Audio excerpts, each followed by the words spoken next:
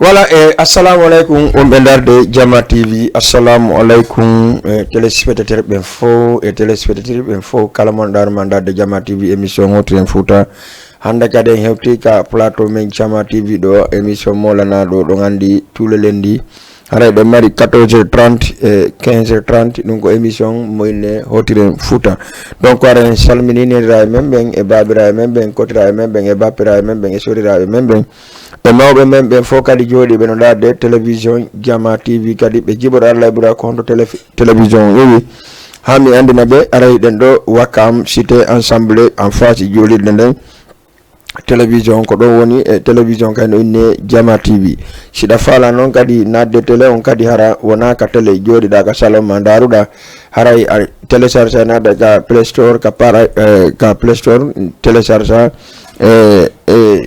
télé duma honno commandreuse télécharge kadi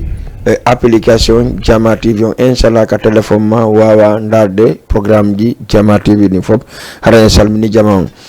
salminen kadi nangaɓe sokaɓe fo yala no yaltimɓe to jammo ƴeɗo ɓe continue activité ji maɓɓe ni e salminen kadi ɓe darma no nawni waali ka hôpital ɓe fof yalla ɗon ɗon dikkimɓe e salminen kala dal molla tagi ko handandarma no 7 heures mo yalla ɗon ittoro jammo ƴere e salminen kadi ɓe bappira e men wano ɓen darma haray souvent hiɓe jooɗo ɓe dara émission on hiɓe habbi ko honɗum addantemɓe wano ɓe ɗi série ji fof kadi salminama association ji ɗin fof e artiste on kadi fof animateur on fof en accali hay goto e hande ɗo andi ko émission men e laaɓa poy émission men laaɓa poy ko kikiɗe e haray ko alkaza on e wodde e petit bari dt walla jaga haray ko kanko woni invité ka télévision men ɗo ka émission men laaɓa poy hande noon ka ñalorma ɗo hiɗen wondi kanko innete Lay Original en tant que artiste guinéen wonɓe ɗo en tant que kadi min bela mi nani c'est lui le ko kanko présente tous les artistes guinéens wonɓe ɗo manam président on coordinateur maɓɓe on donc en arte mum si Allah jaaɓi donc arteñi ɗon andi ɗe mari concert molana ɗo le 31 décembre Grand Théâtre de Dakar e hande ko ɗum objectif o moƴƴa ɗon andi Lay ko invité ka concert ton déjà le 24 décembre ko invité kadi ka concert nouvelle génération mais malheureusement on yi no affaire on woniri ɗon nu wawali latade donc mais ko invité Grand Théâtre haray ko salmingo jama fof kadi nodda fans ɓe makko ɓe fof kono ala ko ƴakkani joniƴe donc si feƴƴi ɗon andi ten ɗen mari artiste ɓe molanaɓe kadi jeudi 22h ɗo e Jama TV woni Binetti Mali Bixul Bagada Wonson Aribo hara hiɓe fof ka Jama TV ɗo pour rien holto jama ko honɗum woni honɗum deññande kadi si Allah ɗon ɗum jaaɓi haray fof no connecti ɗo est-ce que si ka télévision Jama TV haray balɗo mi ar ka Lay Original adnala ɗon taw clip goto simi naada Lay Original en tant que wala artiste donc mi wetton no hande mi affiche direct numéro téléphone on kadi numéro téléphone on kono giɗo jama wadri noon haray ɗon andi ko numéro cerveau vocal on arɗen direct numéro on ko 209 206 plus 54 ko 209 206 209 plus 54 206 209 plus 54 donc aray avant tout non d'abord kay ɗon andi e buyno falanade Grand Théâtre woɓɓe hara en tout cas coggo biye 10 000 francs ono sattani ɗum moƴƴa mais à par rapport Jama TV et bon haray ko kanko PDG on emo jogui 5 billets ɗi anduɗa hoorema ko gratuit ɓe wi sa noddi kadi a gagnike en tout cas hiɗa andi kadi ko han jeeɗi aranade kadi ka télévision ɗo fof kadi yahandi kadi donc ko honto Grand Théâtre woni noddol lan sa noddi lan a inni Grand Théâtre ko nokkel kaari woni ɗa mari ticket mo 10 000 francs CFA 5 ticket no ɗo okkititeɗi 5 ticket 10 000 no ɗo okkititeɗi so sa inni allo Jama TV min innima allo ko honto wonɗa wi ko nokkel kaari min innima ɗandi concert on Grand Théâtre wiya ko Grand Théâtre ko honto woni wiya men ko nokkel kaari Grand Théâtre woni ɗa mari ticket mo 10 000 francs ara kadi men jonnamamo ɗo may ndaare taw clip arten ka Lay Original o hiro yimɓe régime s'il vous plaît waynade signé Binta Lali Sow fewno ko wiyete tigi tigi Binta Lali Sow ɗon andi ko émission ɗo ko o morceau ɗo ko ɗum wiyete Hotren Fouta ko wonitirɗen émission men on hande e lundi 14h30 15h30 donc haray salmine jama fo dan non bay avant que 14h30 haray en yaay ha e wala ha émission non kawai timude non haray merci beaucoup en arta e invité jama yon moyne lay original assalamu alaikum. Wa alaikum assalam wa rahmatullahi ta'ala wa barakatuh. Lay original no maso da jang jantun yettude Allah alhamdulillah. Golle e galle jama fono e jam nani alhamdulillah. Voilà, si tawi mi fami ko wiyete lay original. Ouais, comme woni Abdoulaye Ba alliance lay original. Voilà, est-ce que mi do way ande tigi ko hombo wiyete lay original? Ouais, inshallah haray no way wonde kon min Abdoulaye Ba jibinande telimile e senta kadi. Mi wona fierté e mon kadi mi salmina fo kadi à la passage e salmina kadi fans club on fo e musibe en sénégalais be wonbe habbibe émission be fewdo do ni surtout ma kami gollata ton kadi afti sama gaay ma leen di nuyu bu baax baax afti yep ma ziar ñep encore rawatina sama ligne 83 zone de captage bo Tingej. D'accord. Lay original na dëgg la Guinée la jóge basé ici au Sénégal woni artiste jokadi wondoy kurtu naade musique on seeɗa e hoore Guinée comme Sénégal parce que ko ɗum no mi wata wolde parce que min ko partie ji ɗi ndiɗi kafimmi wona fi parti goto tum ko parti ji ɗi ndiɗi woni ko kafimmi inchallah. D'accord. Lay Abdoulaye Ba jibinande telemile senta haray ko kanko non o wi ko deux parties woni manam la Guinée c'est-à-dire Kingal quand on dit Kingal ko Sénégal et la Guinée donc lay original yettado Diallo ka ba ka so ba OK haray lay original kon woni hande koyngal ma ka télévision Jama TV. Haray ko woni koyngal langal ka télévision Jama TV do haray ko piji ɗuɗuɗi seeɗa mi wawata wiide gogo premier saison ko woni ko fewndi kon fi 31 décembre e wonata première fois prestation lay original Grand Théâtre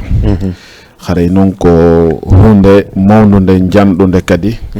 mawninande e sabborande doole kadi e wonande préparerede kadi doole woni min woni fans club on woni fambe hedditiɓen kadi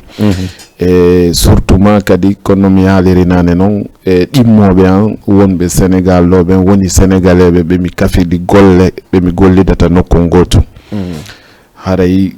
partie ji ɗin fof no woni ko woni préparade fi ɗum ɗon e no woni ko habbi ɗum ɗon kadi parce que lay original sa nani lay original haray binnata ko ɓen ɗon kadi e association artiste on e ko ɗin ɗon partie ji tati woni lay original parce que min wona min komi waɗata kon wona min ko kamɓe woni wadde ko jama woni yiwde kon wona min woni wadde ko kamɓe fans club on association artiste on e kamɓe parti sénégalais ɓe mi wondi ɓen. D'accord. Parce que ko ɗum noon kadi quoi. Lay original association des artistes ça existe est-ce que ɗum existe au Sénégal? Ouais, association artiste on no existe woni Argu Musique association des artistes guinéens résidents ici au Sénégal. D'accord. Ko depuis on était créé donc association. Ouais, association au hebi joni 6 mois presque depuis men créé quoi. Est-ce que association est-ce que artiste be Sénégal do be fo no tawa yon association kala kon kerke membre betum bay weldu betum créé yon association l'artiste do déjà musique ko woni président artiste guinéen wonbe Sénégal oui. Voilà DJ Bella hay donc kadi question mi weltorimo association wonali entre partenariat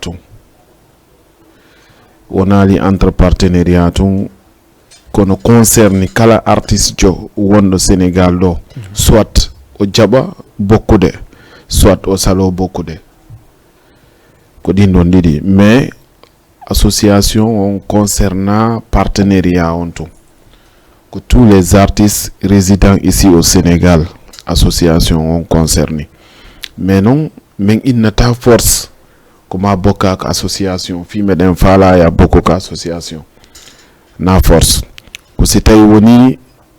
andari ya tawi ko association imori kon wala nikema welima concernima ara aderoda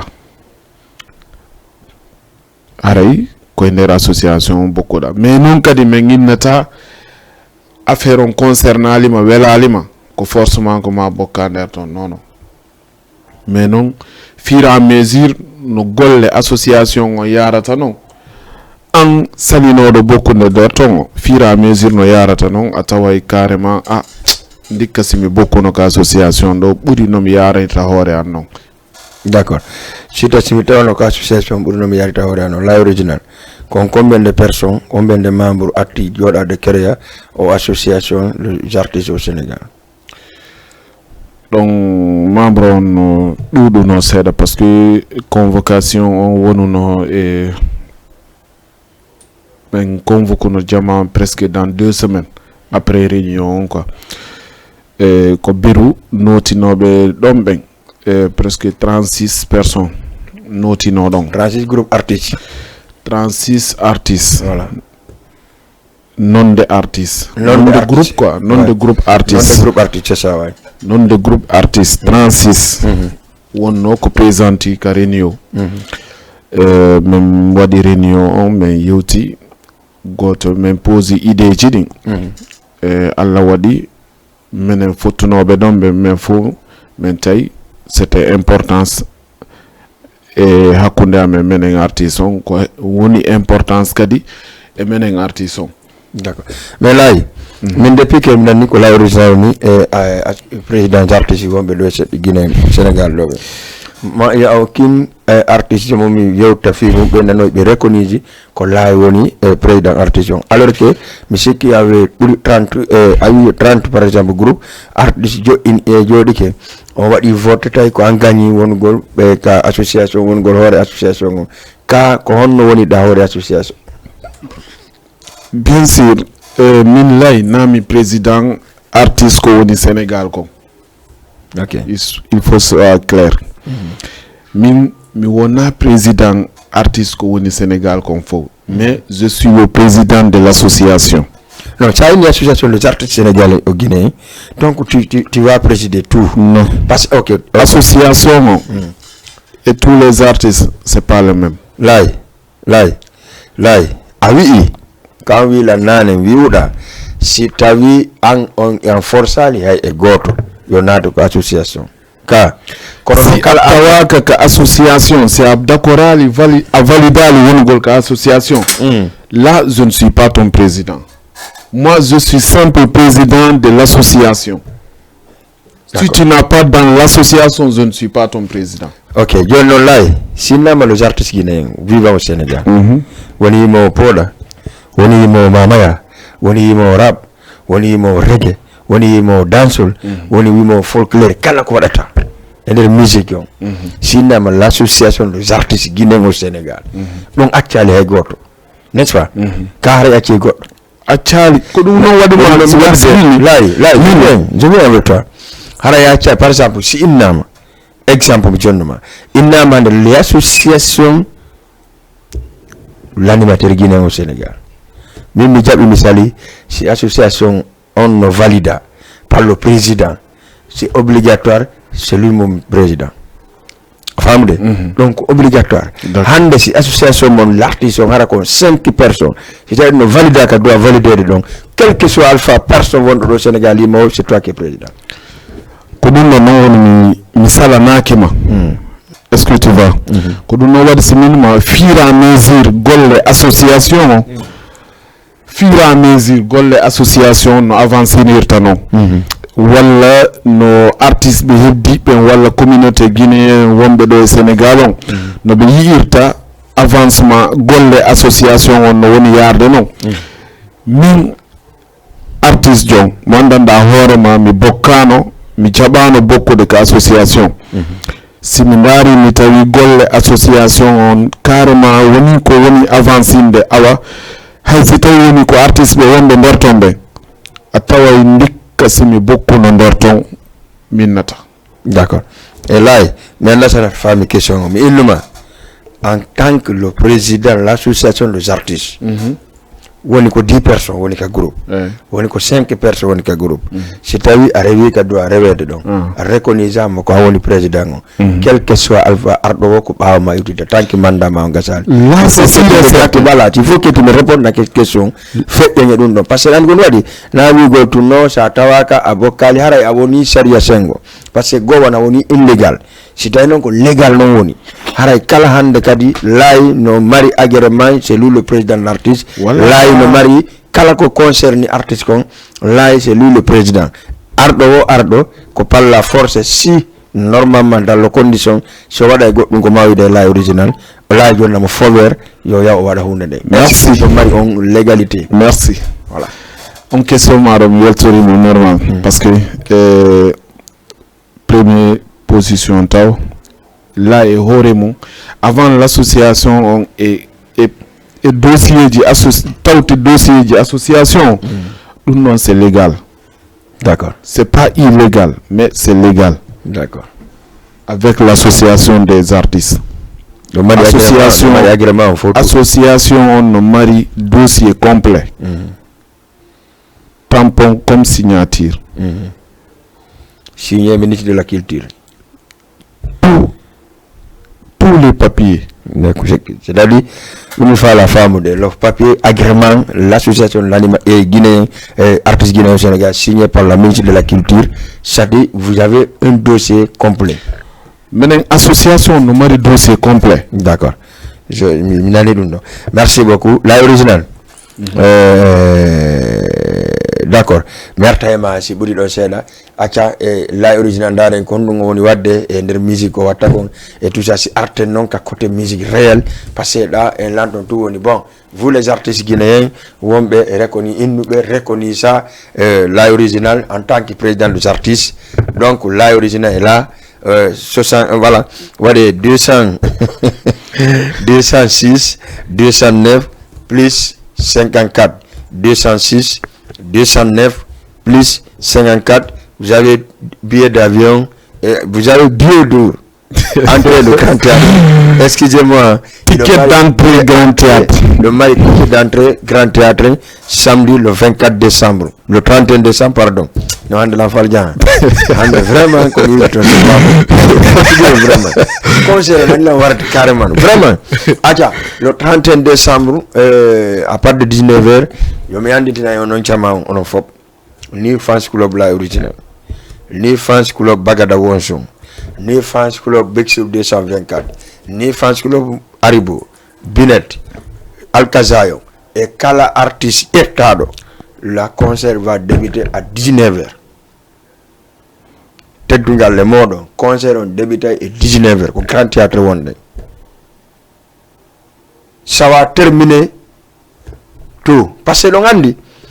il y a des soutes qui ont go to live. Ça, je viens avant que me wara clip maon.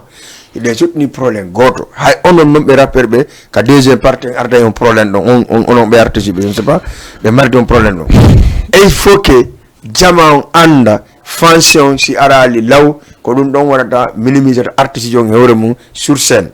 Écoutez acte bay ko fête wiya ko 31 décembre wiya wona nyaanyande jude suuma sakona mi ana yodo mi nyaay do sem cha hat e ngal bulde 95% ko jama on sodu ko watto kon ya watto il faut que aron law son fa la tawede ko artiste c'est dans la original kanko kan fans ko lo nyoyi no ha Paris acha merci beaucoup waray aden clip la original on wawe découvrir ton ko no la original to si mi arta e mum mi anda ko hon no scénario wi walla kon dum morceau wi certes la original ka Jama TV.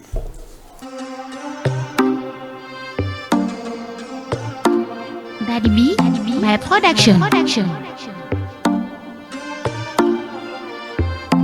Yes, sire. Peace and love in Africa. Yes. Original. Ni jël nañ gaal bi dem bëgg dem uti te lépp mu ngi Afrique. Yes, mi halay do ni boyo mi halay do ni ko bew ni kay mi halay do ni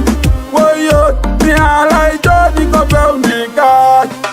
hola lambe mombe Afrika be wawo hola lambe mombe Afrika me gain hola lambe mombe Afrika be wawo hola lambe mombe Afrika me gain joge chude monde joge ko de monde Afrika do me wawo joge chude monde joge ko de monde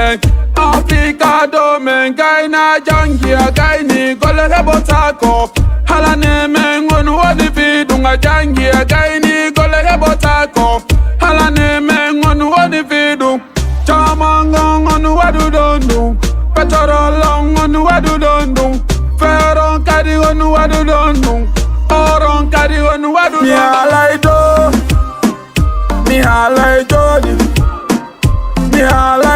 ni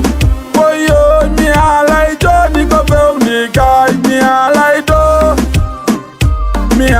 do ni boyo mi halay do ni ko bew ni kay me tara ki ambudi me tara ki angalle bengoli tu me wala me tara ki ambudi me tara ki angalle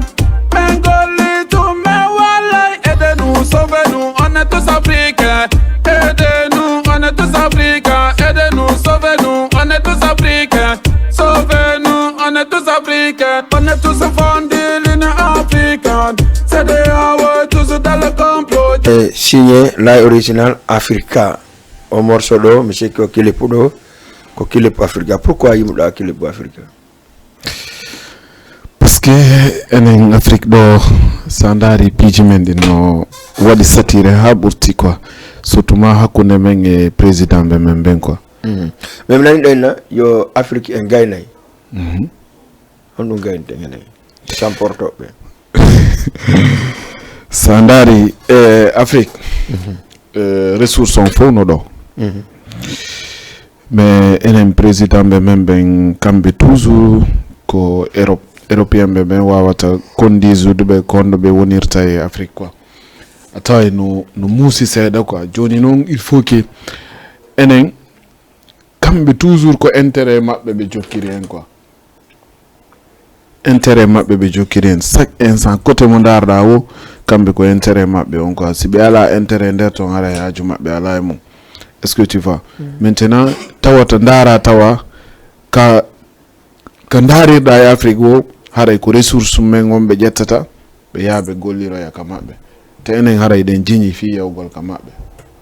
d'accord la original est pour le foot ko no wi atti do finde atti do madana do to finde ko dum est-ce que na kambe atti en ko par rapport donc développement kamabbe ha be mo iri piji tawata enen en sohol en mo ini kambe wo sen hebi piji mabbe ni bien sûr mais non fewndo do nder ni ka fewndi den do Afrique do ataway en fini joni seeda quoi e kadi en duwama finude seeda hay si tawi woni en gollida e mabbe walla be gollana en goddum yo tawe do hara bien sûr que kameden gollitirte kadi hara nayo jette yaha quoi d'accord acha la original depuis mi nanma yimugo ra original ko depuis ane mo fuddi yimugol la original min ko 2017 mi décidi wadugol carrière solo en simple quoi mais harilang en der groupe jiring quoi groupe ko me wonno Sénégal do mi woni e groupe Ganja Family e mi woni e One Family mi woni kadi Yitiden Africa d'accord après depuis 2017 décidi wadugol carrière solo ma depuis 2017 awadi combien de singles et combien de clips depuis 2017 ko mi do mari 8 singles et clip goto tawa d'accord on 8 singles wala wala titre majji lanway haalo de titre majji ouais bismillah godon no ton ko no ala 3e mandat et gati Conakry no ton kadi kamini wonami caga no ton kadi kamini hibe hala ene nabe nene quoi no ton kadi kami hip hop om kadi no ton kadi quoi. D'accord, c'est-à-dire single on fop no ka sen YouTube ka an la original no ka sen YouTube ko didi jidi woni ala nder ton ni. D'accord, la original depuis la est ataw yimugol wala atawa yimugol no yimugol mom mi tawrali nene mi tawrali baba tawali kanene mi tawali ka baba kadi. D'accord, est-ce que la hebde difficulté mum e parent ka kambe tum baybe wi ko gorko gati tungi mum quoi dum do mom wax digi yalla baynami wolu fenande on tigi gertoto woni quoi. D'accord, gonga be non ko ñaari nangata ñaari sa wiya forçay haray yawata dumannade yawata marsude parce que sa yi diya duubi bawoji fo on tigi yaltirali ni bete no yaltiri do ni ko tawde famondirali e famille on fi yo wadu ko dum tawni ha ka fewndi do ni on tigi hewtali ka fala hewtude don taw à 100%. d'accord, la original est-ce qu'il y a école des arts si vous n'avez pas yimugol école des arts on tigi mi boyale mum mais non mi fuddino mi boyale mum landi kadi non ka kamen on tigi fuddino e musique on kamen parce que ko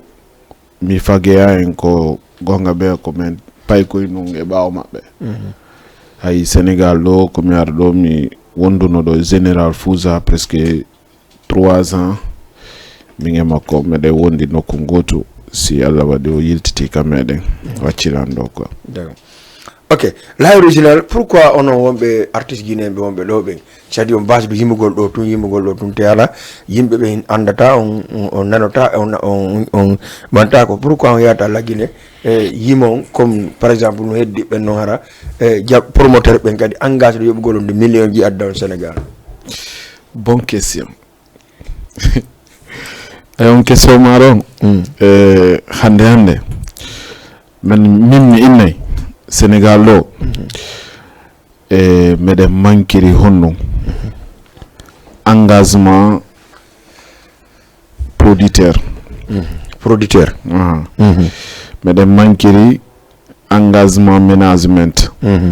parce que ande fionu ko la Guinée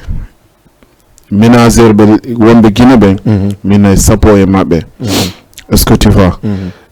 par exemple jetta exemple Salou Kouyaté ou bien Amadou Amlo sandari Salou Kouyaté ka jetti don tati haka tati fewndi don atawa Sénégal lo wiwbe no jogi maison de production ben Sénégal lo ala hay goto engagé do don no maison de production ala do pour yo laban donc mainta kono no wodi ala wonbe do wonbe wiide ko be ménagère créer label quoi créer label voilà a fami joni non ko sanani label ko maison de production. D'accord, ko dum woni label ko dum nete label. d'accord, d'accord, label de production et label et management c'est pas le même. ok, ménagère ko frère producteur ko frère est-ce que tu vois joni non wonbe wiide do ko ménagère ben sa calculi ko intérêt mabbe be jokirta artiste jong honnu kadi woni on intérêt makko ko utilise gol mo ha o gaynata accitamo est-ce que tu vois har kadi be anda hay ko honnu woni rôle ménagère e hore artiste jo dum non no dum ko dum marden ide mari dum do. d'accord, wiibe kadi no wadi maison de production be ben kadi ko intérêt mabbe o yeke hibe finance artiste jon kambe ko artiste jon jettata mbudi jonnabe joni artiste jon anga wi ka producteur maison de production jogida min artiste jon mi ari ka maison de production ma joni koye mi yaw mi ƴetta mbuudi am mi yaha studio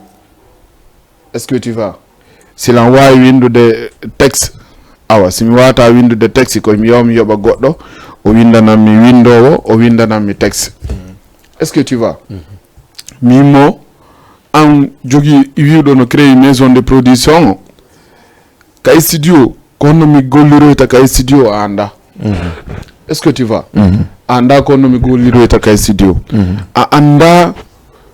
mbuuɗi ɗi mi woni yawde ɗin kay studio o anda konto mi yetti ɗi joni noon an intérêt production ma on konto woni d'accord anda producteur ko finance o c'est lui le financeur hein an artiste joni so tawi o wi ko ya gollu kanko golle marde importance e kanko producteur jon wiyaɗo no produise ma on ko il faut que ƴetta tan artiste jo ɗa doit par jour ɗa doit 8 heures de temps e musique on soit ko répétition soit ko windugol mais par jour ɗa doit wadde 8 heures de temps 8 heures de temps comme ko ɓennata kon ko 8 heures de temps dowaɗa gollude ɗa doit gollude 8 heures de temps par jour e musique on d'accord fi ya heɓu golle ɗe producteur joma on falade ok Laye merci beaucoup mi nani ka yewɗa kon mais Laye deux choses mi andinte ɗo hande onon artiste ɓe Guinée ɓe wonɓe ɗo ɓe karan heɓi ton ɗo producteur jo wi go fi on ɗon heɓata producteur jo golle mon ɗen laaɓali andi golle si ɗe laaɓi tigi min par exemple si golle ma ɗen laaɓi à 100% ko min dogata ya e ma jonnalan condition ji maɗin ko par rapport no signeten kayen ɗi par ce que golle ma ɗen andi je bien andi mi yakkiwaga enda hande artiste par exemple si maison de production jono ɗo si Saifon wi'i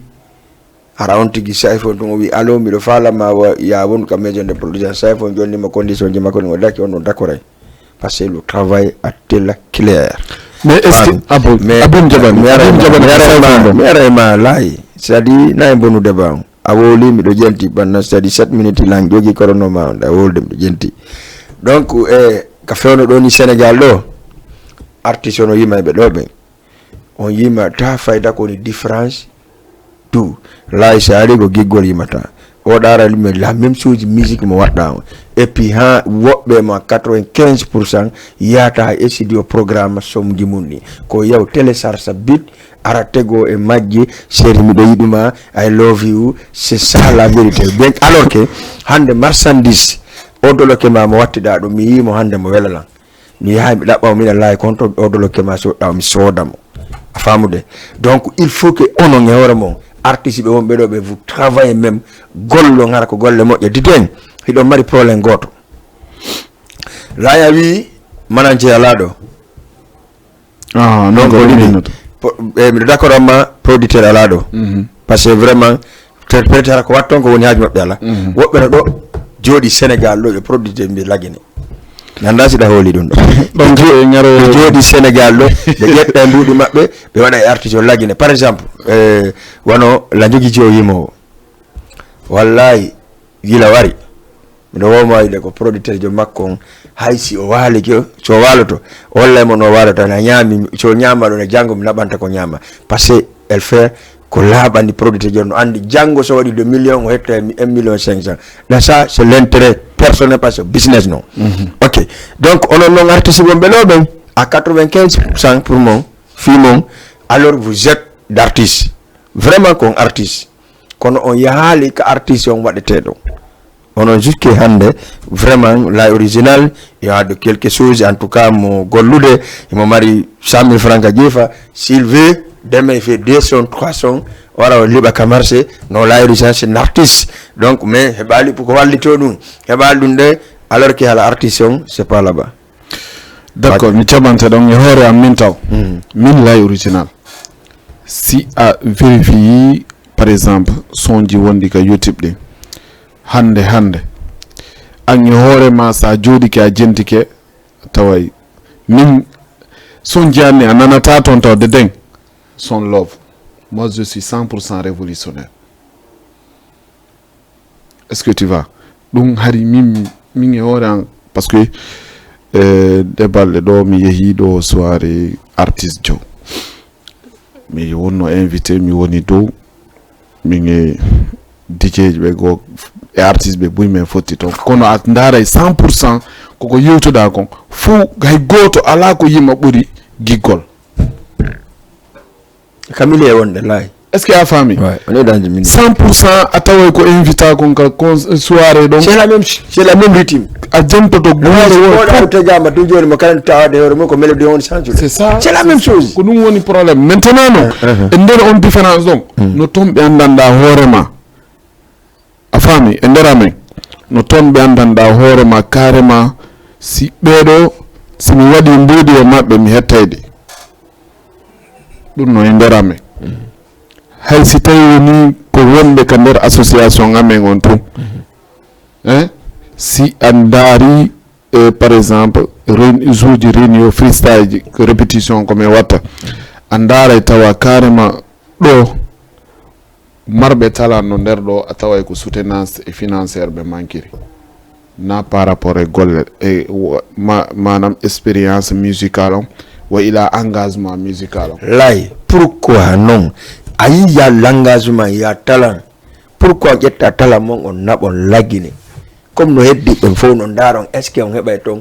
parce que écoute a wolifi Salou Kouyaté ta bien sûr Salou Kouyaté ɗo tattati sina laggine wonno goto faltanoke mo Sénégal ka e yewdirego ka par ce que ɓenne ko buujuman n'est-ce pas voilà mais kanko ko buujuman jongo ƴetto watti neɗɗo joni par ce que ka makko waɗi abinom jabane ɓe wiɓe ɗo no waɗi maison de production wayla ɓe no wiɓe no waɗi ko homɗo jogiiɗo maison de production sabbo ko a wi no woodi créé ɓe a wila mi legi min ma maison de production ala ɗo min komi andi ko juste créé ɓenɗa ko label jogui label de production tout ça donc min jamais vu quelqu'un ici jogiiɗo label ɗo komi yiiɗo hande ko promoteur sabbolami hande ko hay promoteur ala ɗo ok ko organisateur wonɗo d'accord ko woni promoteur organisateur ɗum ko organisateur ɗe mari non organisateur ko woni promoteur hay organisateur on kadi ko Samba e Demba parce que sa yi hande ono kamɓe organisateur ɓen hande pour ittugol artiste jo tun taw Guinée woni ko woni difficulté e meɗen parce que fiyonu poɗodirgol ngol hande simi nani ɗo da faala e addoyde artiste jo non ko gagnane liaga wonno c'est pas andi on disait donc c'est pas la même chose organisateur et promoteur parce que nane tu es vraiment en tant que le président l'artiste hande misal andi quel dossier alliance de la sous-région se donne un rapport voici le dossier le ministre de la culture signé pour la promoteur Guinée au Sénégal je suis d'accord avec d'accord maintenant donc organisateur wonno je suis d'accord avec toi parce que c'est la même chose qu'au français et pour l'angal andi ça oui promoteur a oui organisateur c'est la même chose c'est la même chose que français on l'a d'accord pour l'angal oui organisateur français oui que promoteur c'est-à-dire c'est la même chose maintenant en tant que hande onon parce que sincèrement ender ka promoteur ala ɗo ko promoteur ala ɗon fof organisateur wonɗo ko sati organisateur on organise o min wakkilo min yaha kamo min inna meɗen faala yon jowan min on faami ha hande onon artiste on min yaal ɗon waɗi ɗo reeni inni hande sur le conseil des artistes wonɓe ɗo ɓen tata on waɗa stade guichet fermé voilà ko ɗon no woni programme o andi fiyonu minen taw pay goygoy janduɓe ɓen no huti hakkille amen ɗe kutiraɓe amen artiste ɓe ɓen no huti hakkille amen minen pay goygoy par ce que ɓe fonki on o wawata goɗɗo voilà est ce que a faami te hande ka yaasi ɗo hay si tawi woni ko ɓiɗɗo ma hara ko ɓiɗɗo ma so ari o jooɗi ko wi baba mi sikki de sen waɗi hunde kaari en yeyi intérêt mum ta huto ari essaye ha ndaara si tawi woni yaltoyta minen ko won probléme men mari minen artiste on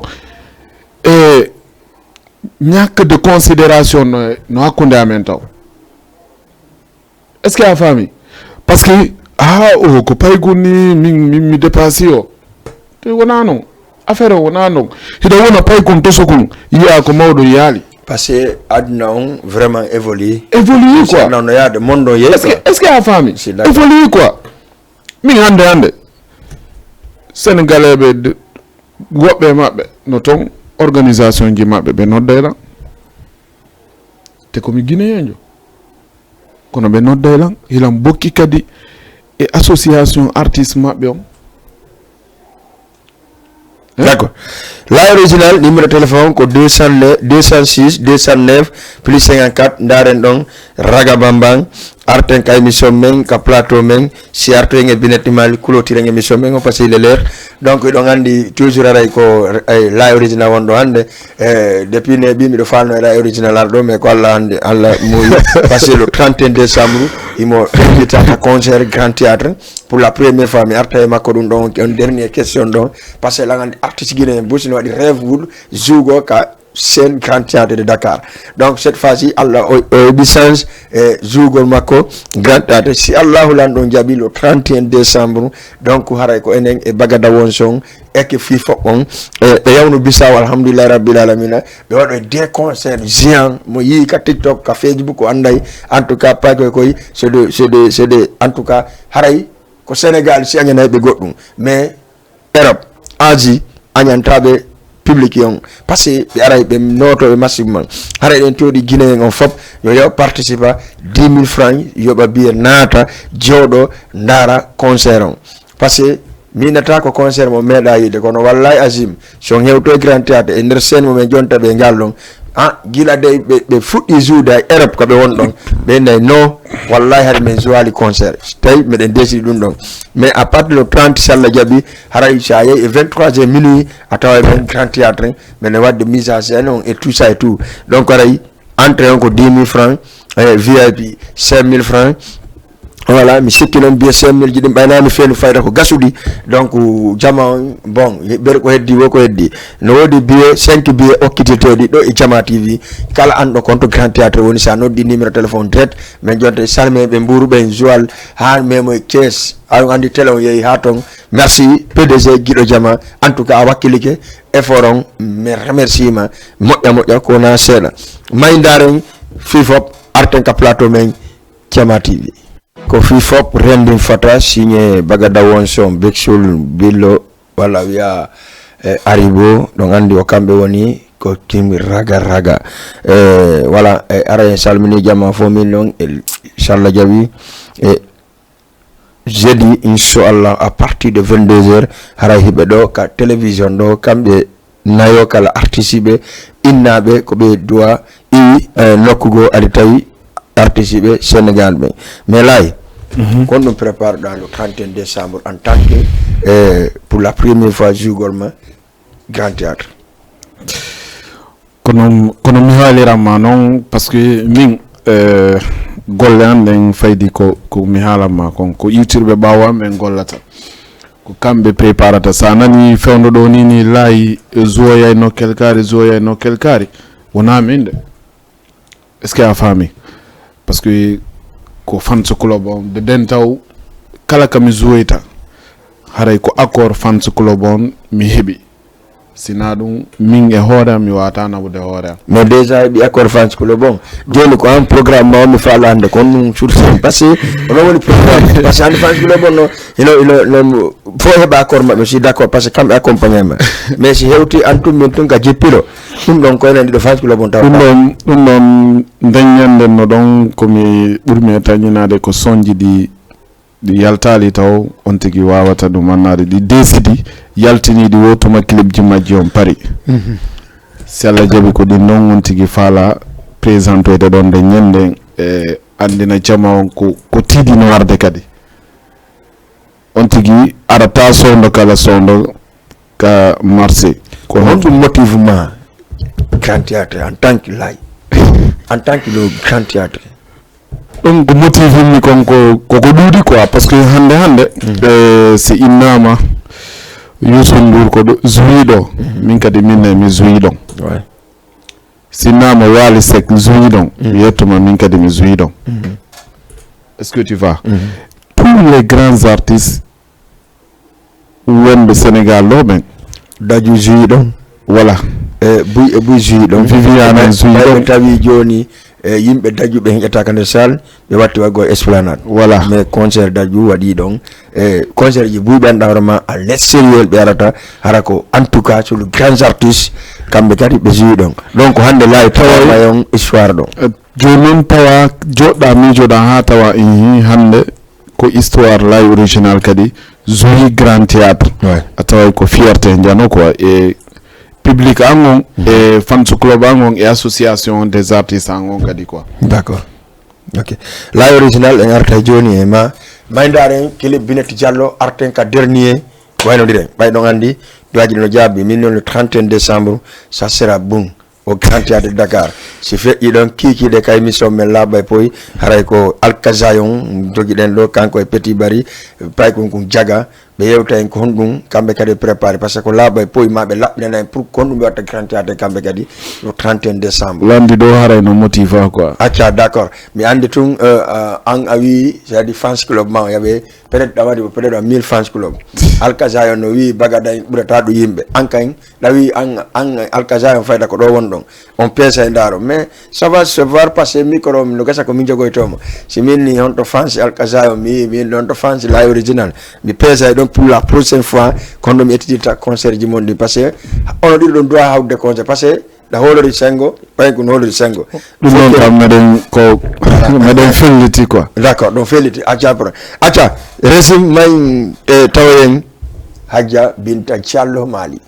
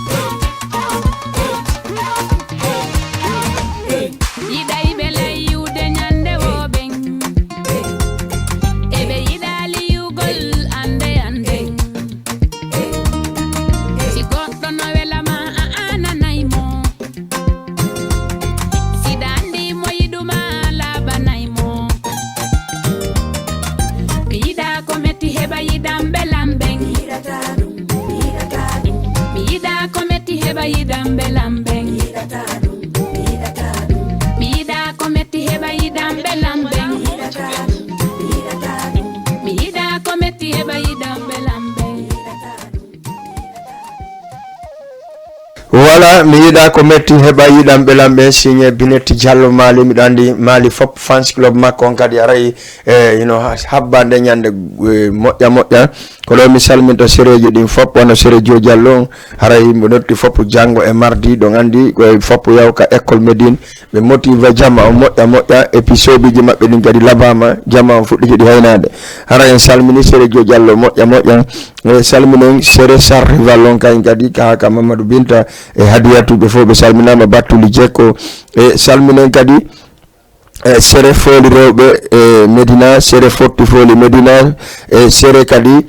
Fotti Foli depuis Grand Dakar kay siraɓe en Kadiatou Pita e salminen kadi no Aissatou Fotti Foli noon ɗon ko fans club la original d'accord donc aray teddungal mum ko la original e ko invité spéciaux et puis la original a golligo par ce que men nande résultat ji maɗi merci acon aren kadi ka fans club mi salmina kadi Aissatou Koundara moƴƴa ɓe Koundara ɓen fof kadi Badiane nodita mi salmina kadi Jaja ok mi salmina kadi salminima wano kanko Mariama Korka kadi salminama moƴƴa e jiwum an kum hawa kan kadi mi salminima moƴƴa ko téléphone an wonno ko perdi ko ɗum waɗi numéro ji mon ni fof perdirinmi acca mi salminama Maƴina Hulali kadi on andi Maƴina Hulali kamɓe kadi ɓe préparé moƴƴa e salminen kadi wono association Mari Falam fop hiɗon andi staff Hadji Halimat Dalen on fop salminama ko Hadji Halimat Dalen Thiallo woni Marengon ka soirée ka concert fi fop et alliance de la sous-région grand théâtre donc Hadji Halima Dalen woni Marengon ɓengu Elaj Selou Dalen Thiallo ferlo kamɓe motivade kamɓe kadi salmina Farba moƴƴa e immoɗen ɗon kadi aren ka parenjo men on monsieur Salif Sow le directeur général ASP Sénégal on fewno kanko joguiti ɗum ɗon en salmino moƴƴa ko fewi haray kankadi fewno mo yaade président tourné Fouta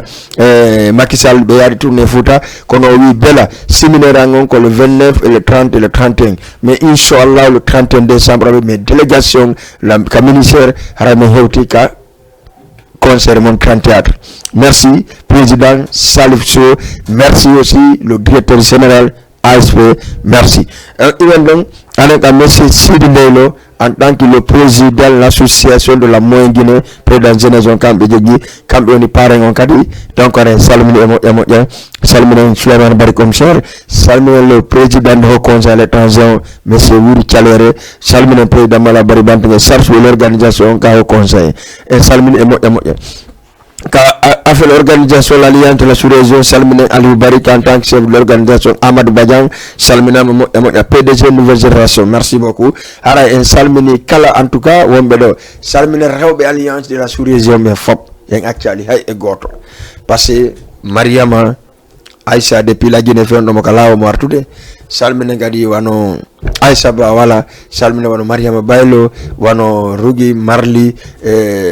Mariama kadi Mariama Murtani ɓe fop dal kamɓe wonɓe to ɓe fop mi accali hay goto Petit Ba Ibrahima walla Mama Salou donc ɓe fop en accali hay e goto donc hara numéro téléphone on kono PDG wodi noon ko 206 209 54 donc sa waɗi 206 on waɗi 209 on a waɗa appel donc ha téléphone on fuɗɗo sonude si soni tun no waɗa ñoƴƴano 54 nata direct ka télévision Jama TV yewten enen ɗiɗo ko 206 209 54 206 209 54 kono sa waɗi ɗiɗa numéro ji taw a accay ha sona wawsen ɓe yewdete goy ayayi serbe bo kala no yewtama bosa 54 nata wawen hirodirde merci beaucoup PDG no jonni on 5 billets mais kikiɗe langandi ɗi fof ɗi gagnete ara jama fof no concentré télé o la original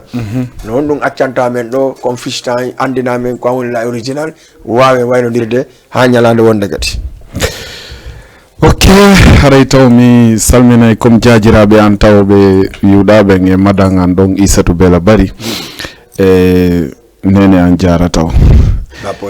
inchallah haray sere Fotti Foli kadi mi accali goto sele kanŋe rewɓe même chose Maƴina Hulali même chose Jaja Maymuna mi salminima e kadi e association on kadi mi accali hay goto e sama gayi malindi ziar encore ande defal 83 after yep ziarna yep ñep encore toujours kadi freestyle mengo artange makko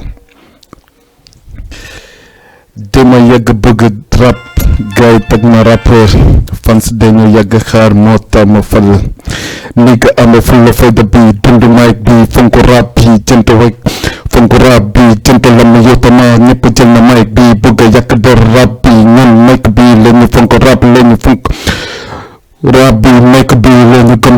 gëm ko fonk ko bila nande xam ko am yo MC matingal bila nande yegg na da wadi pada juutangal da wada yejo pettungal yara takate dugal sakko fere musidawo jentete non ngawa jentete non kalma wawata yo deju kalma wawata yo fanko sa wawata pe jetto rap koko yeton ko jangete se wawete hala koko yete koko maîtrisete. D'accord.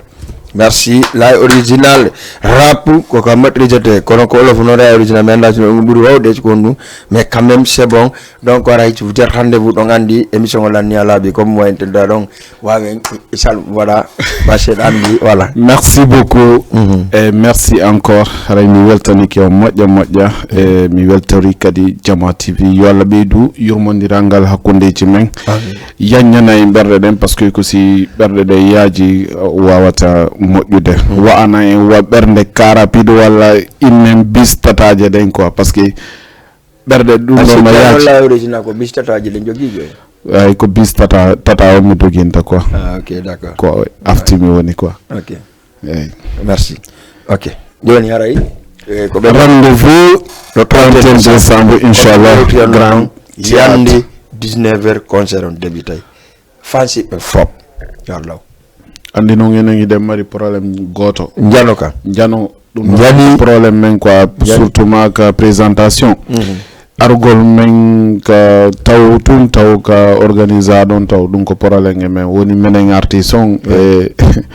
e duma be fop e fans on fo kadi quoi parce que no wodi piji buide andanda hoore ma joni en doama dum sansude si Allah jabi le 29 conférence de presse on ari ara ko teddungal jama fo kay ko le 29 on conférence de presse si on ari grand théâtre ka conférence de presse al Allah jabi en yewtay ko honno e ko ere mo kala men jona dum ere de arata jodo haysinande e do jota men ara ere de jota o ara o présento inchallah. Merci beaucoup la original merci et merci Jama TV ara merci émission Hotre Foutan hande wadali ko wode wadde ko mais don ande mari invité en kiki de kadi ka 22h salla jabi en habata en siccata ko émission ko télévision mon ko non jeyi donc kala yirno no yidira mais yalli ko me yafike hare na menen ko non donc ara tigi on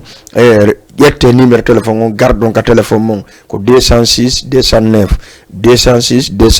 54 so wadi 209 on gayni dum don on waday appel on jento don ko hondum wordate don wolta